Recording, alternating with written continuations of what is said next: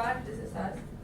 Because of that, usually there is sin here, so that we cannot have relationship with God. Because Jesus already saved us, we can have relationship with God. Because of His sacrifice, right? Because He is God's priest. Second thing, notice the mouth. What comes from Jesus' mouth there? Sword.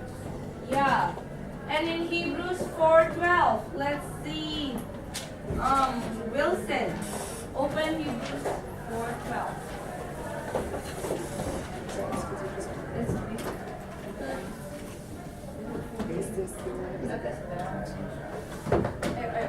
Sit still.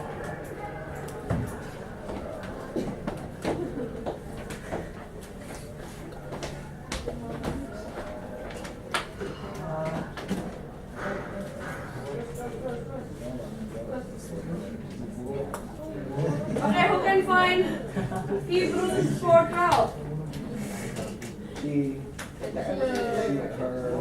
Her. Pronoun for a female. Okay, Tirsa. Tirsa. Thelma. Sorry. Read. Okay, listen. Hebrews 4:12. For the word of God is alive and active, sharper than any double-edged sword. It penetrates even to dividing soul and spirit, joint and marrow. It judges the thoughts and attitudes of the heart. Yes, thank you. So, it talks about the double-edged sword being the word of God. Okay. So, because of His word, which is sharper than two double-edged sword, He is God's prophet. His word gives us. Remember the prophets like Isaiah, Jeremiah, Jonah, and all those guys. What they did was telling the people about the word of God, right?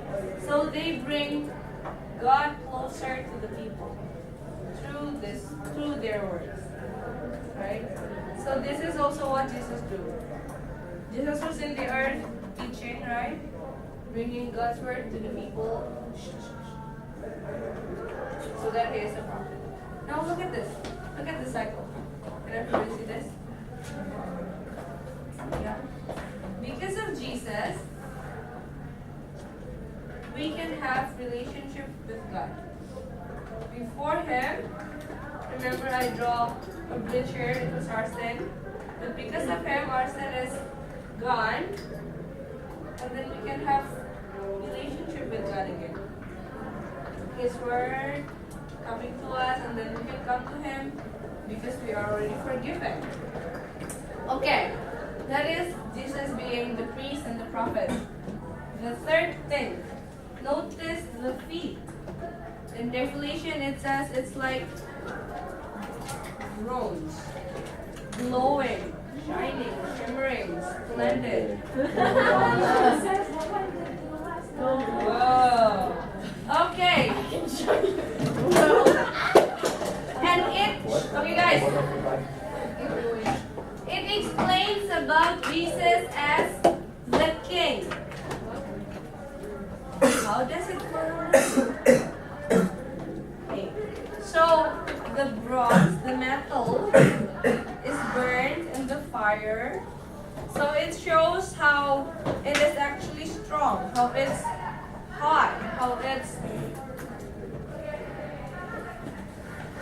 so good, right? So as a king, Jesus is the ruler of all the kings, of all the rulers in the earth. What does this mean? A sword coming out of his mouth. Oh. Yeah. So when Jesus is a king, He rules over everyone in this earth, even the most powerful. Two more things. Okay. Now notice the hair. His hair is white. His eyes are blazing. I hope your eyes are blazing now, not like Yeah? Not like sleeping hair. Eyes. Yeah? And the face is shining. So it shows what? No. She said what? Yeah. It shows his sinless deity. Because he is sinless, he is able to be the perfect sacrifice for us, right? If Jesus sinned, what's the point of him being our Savior? If he sins anyway, right? Then what's the difference between us and him? But the difference is that he is sinless, although he was human as well like us, right? Okay. Last thing. Notice the hand. It shows his total authority. What does Jesus hold in his right hand, according to the book? The 7 stars. The 7 stars, representing the 7 churches. Representing the 7 churches. So, we in Asia, we always think that the right hand is the good hand, right? Yeah. Right. So, and this book is from like somewhere near in Asia, right? So, when Jesus is holding the 7 churches in his right hand, it shows that he has authority over the churches. And remember, he is also the king of the earth, right? Yeah. So the book of Revelation, as it is revealing about Jesus, we learn that Jesus is the priest, Jesus is the prophet, and Jesus is king. And he is sinless and he has total authority. Okay. Boys want to go to the rest of the door. Okay. Now, we already know who Jesus is. But then when John saw Jesus, he fell at his feet as though he is dead. Right? Because Jesus is just so shining. Even we sometimes look at the sun and it's just so blinding. Once my friend went to California, and then when she went back, she told me, Kim, you know what? In California, it's like when you drive through the Golden Gate, it's either wear your shade or go blind. Because the sun is just so... If you've ever been there, you can relate with this. Right?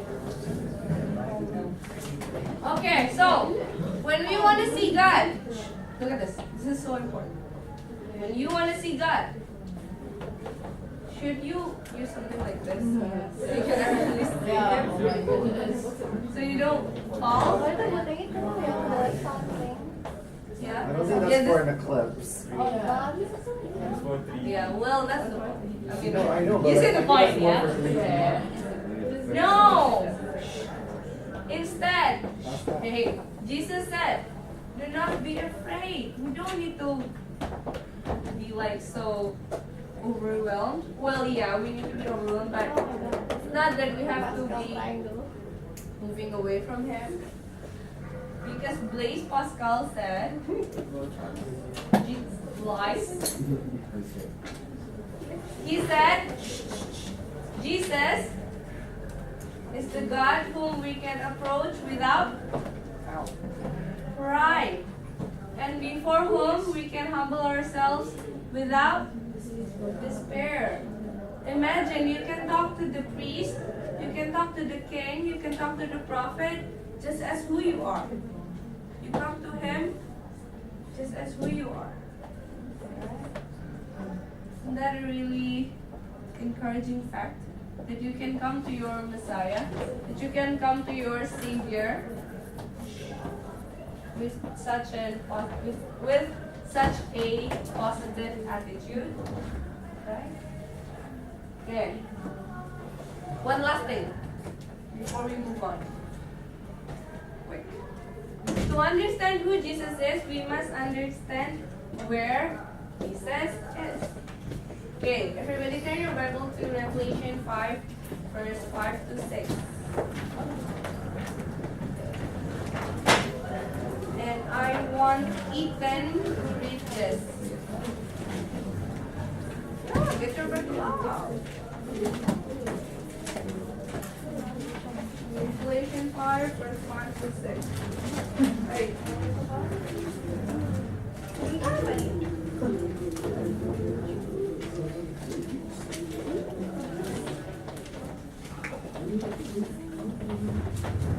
Okay. Ethan, quickly. Revelation 5, 5 to 6. Then one of the elders said to me, "Do not weep. See, the Lion of the tribe of Judah, the Root of David, has triumphed. He is able to open the scroll and its 7 seals." Then I saw a lamb looking as if it had been slain, standing at the center of the throne, encircled by the 4 living creatures and the elders. The lamb had 7 horns and 7 eyes, which are the 7 spirits of God sent out into all the earth. Yeah.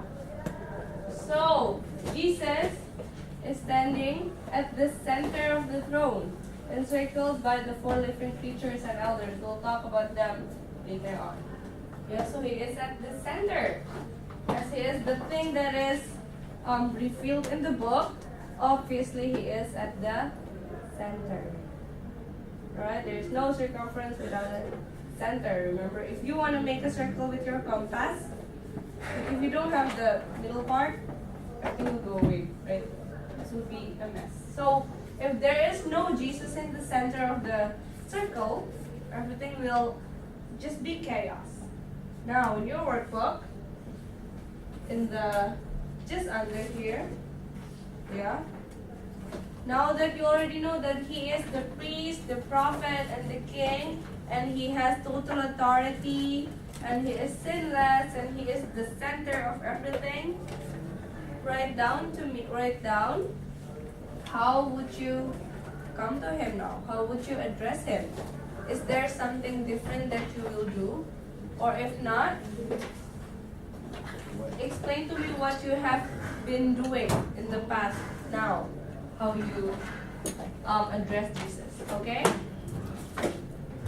This is a silent moment. Only you and your thought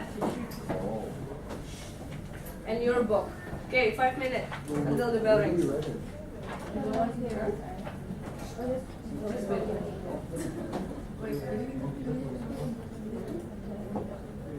How would you address Jesus?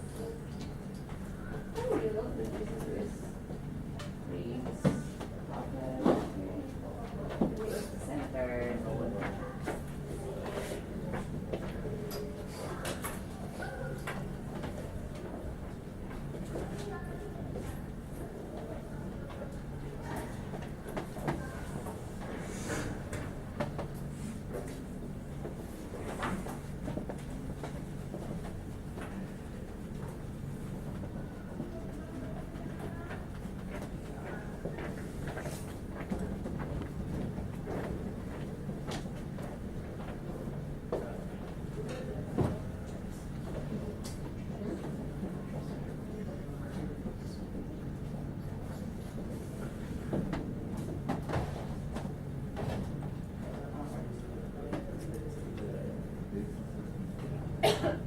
Okay, you might also want to write more details or concrete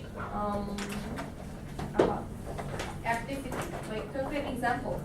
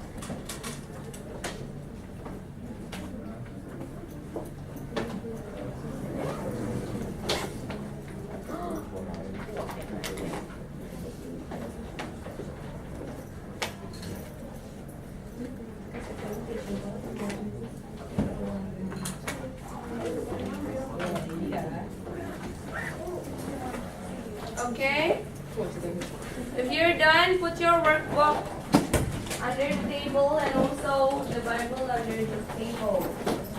But don't turn the table.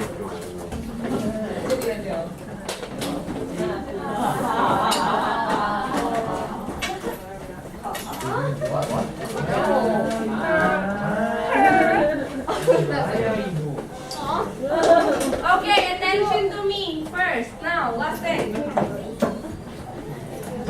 Revelation 4:6 says, the Lamb, Jesus, has 7 horns, 7 eyes, 7 spirits. Everything is 7. We will see the significance of 7 in the next class. Yeah? 7 horns explain that he is powerful. 7 eyes explains that he is all-knowing. And 7 spirits explains that he is all present.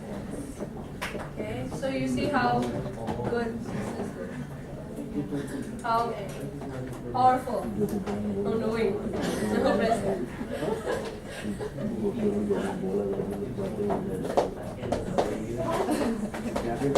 You ready then? Okay, the bell should ring like now. No. 9, 8, 7, 6, 4, 3, 2, 1.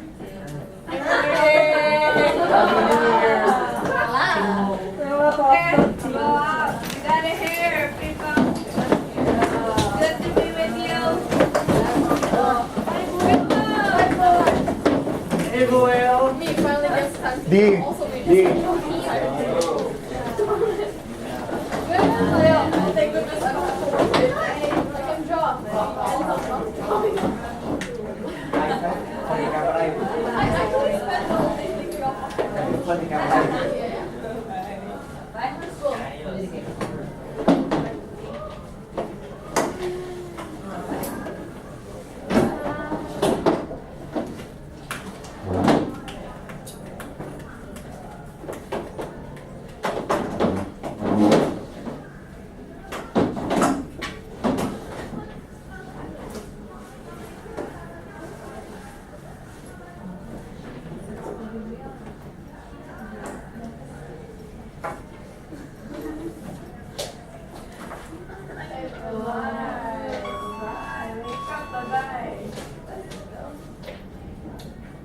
Bye-bye. Who's this?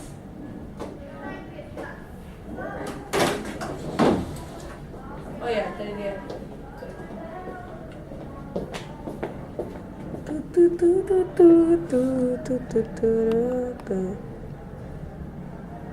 How do I stop this? Press the red button. Oh, red one.